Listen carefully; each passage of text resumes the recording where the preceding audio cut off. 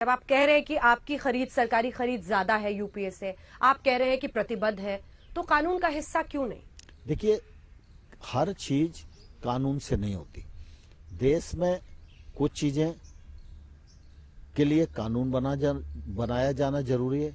कुछ चीजें कानून के अंतर्गत जो नियम होते हैं उनके माध्यम से चलती हैं, और कुछ चीजें प्रशासकीय निर्णय के कारण चलती हैं।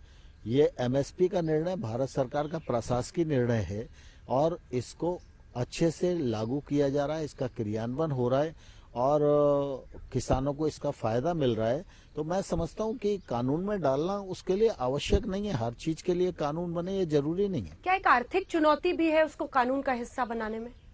देखिए, होता क्या है कि कुल मिला के जब कोई एक निर्णय करते हैं तो उस निर्णय के कई प्रकार के परिणाम होते हैं। सरकार जब कोई निर्णय करती है तो उस निर्णय का क्रियान्वयन करने की जिम्मेवारी भी सरकार की होती है।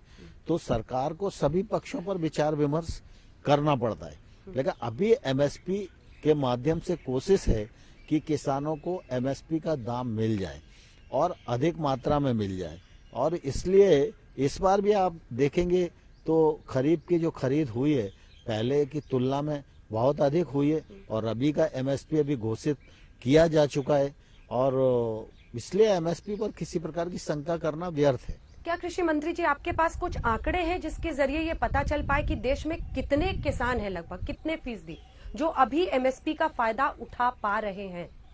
देखिए, दरअसल क्या है, एमएसपी पर जो खरीद अलग अलग प्रकार से होती है कि जहाँ गेहूं और धान होता है वहाँ खरीद होती है, जहाँ दलहन और तिलहन होता है वहाँ खरीद होती है, कुछ मोटे अनाज होते हैं वहाँ खरीद होती है, खोपरा है, कपास है, वहाँ खरीद होती है। तो इसलिए स्वाभाविक रूप से ये कोशिश की जाती है कि एमएसपी पर खरीद के माध्यम से मार्केट को बैलेंस किया जा सके, जिससे किसान को अच्छा दाम मिल सके। आप बार बार ये कह रहे हैं कि हमने कुछ भी पुराना छीना नहीं है, हमने एक ऑप्शन दिया है, लेकिन किसानों को, अब मैं दूसरे भय पर आती हूँ, मंडी सिस्टम के खत्म होने का जो भय है, उनको लग रहा है ये जो प्राइवेट मंडीज है वहां पर टैक्स ना लगने की वजह से उनका बोलबाला चलेगा, मनमानी कीमत पर वो आर्म ट्विस्टिंग करके उनसे उनकी फसल लेंगे और उनको मूल्य नहीं मिलेगा, उसका मूल्य नहीं मिलेगा।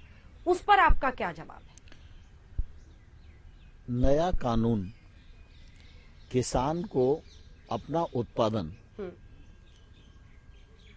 एपीएमसी के बाहर कहीं से भी किसी को भी और मनचाही कीमत पर बेचने की स्वतंत्रता प्रदान करता है।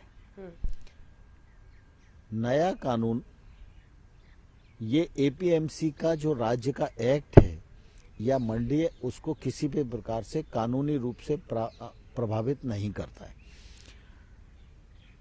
देश की आजादी को 73 वर्ष हो गए, कृषि के क्षेत्र में रिफॉर्म नहीं हुए, उसके कारण कृषि का क्षेत्र जहां खड़ा है वहीं खड़ा हुआ है। कृषि के क्षेत्र का भी जीडीपी में योगदान बढ़े, कृषि का क्षेत्र भी रोजगार के नए अवसर पैदा कर सके, कृषि का क्षेत्र भी लोगों को कृषि की तरफ आकर्षित कर सके, कृषि के क्षेत्र में कृषक महंगी फसलों की ओर आकर्षित हो सके, वो टेक्नोलॉजी से जुड़ सके, बिना टैक्स के व्यापार कर सके, इसके लिए निश्चित रूप से रिफॉर्म की जरूरत थी। और ये रिफॉर्म एक दिन में नहीं आए। आप सबको ध्यान में होगा, स्वामीनाथन साहब ने वर्षों तक इसका अध्ययन किया, 2006 में अपनी रिपोर्ट यूपीए गवर्नमेंट को सबमिट की, यूपीए गवर्नमेंट ने उसको लागू नहीं किया।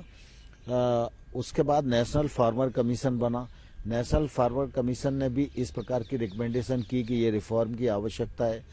इसके बाद यूपीए सरकार के समय हुड्डा साहब की अध्यक्षता में एक कमेटी बनी, उसने भी इसी प्रकार की रिकमेंडेशन की। महाराष्ट्र सरकार में कृषि मंत्री पाटिल साहब थे, उनकी अध्यक्षता में 10 राज्यों के कृषि मंत्रियों की एक समिति बनी, उस समिति ने भी इस प्रकार की रिकमेंडेशन की। इन सारी रिकमेंडेशन के आधार पर उस समय के प्लानिंग कमीशन और आपके नीति आयोग ने एक एपीएमसी का मॉडल एक्ट बनाया। मॉडल एक्ट देश भर के राज्यों को परिचालित किया गया।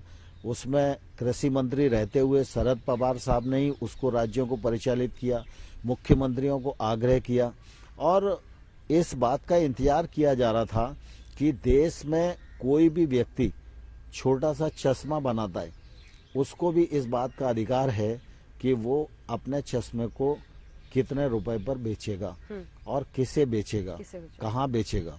किसान देश का सबसे बड़ा उत्पादन करता है, लेकिन किसान को इस बात का अधिकार नहीं है कि वो स्वतंत्रता पूर्वक ये तय कर सके किस दाम पर और अपने कृषि उत्पाद को वो कहाँ बेचेगा। वह मंडी में आकर बेचने के लिए ऑक्शन के माध्यम से ही मजबूर है।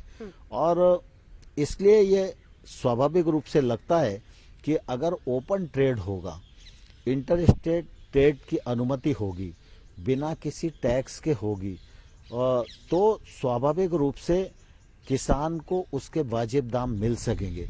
अभी किसान को घर से मंडी में आना पड़ता है और मंडी में दूसरे लोग उसकी फसल का भाव लगा देते हैं, उसी पर उसको बेच के जाना पड़ता है। जब ट्रेड ओपन हो जाएगा तो निश्चित रूप से इंस्पेक्टर राज्य भी खत्म होगा, लाइसेंसी राज्य खत्म होगा, भ्रष्टाचार पर नियंत्रण लगेगा, किसान का शोषण रुकेगा और किसान अपने उत्पादन को अपनी मर्जी से कहीं भी चाहे तो बेच सकता है।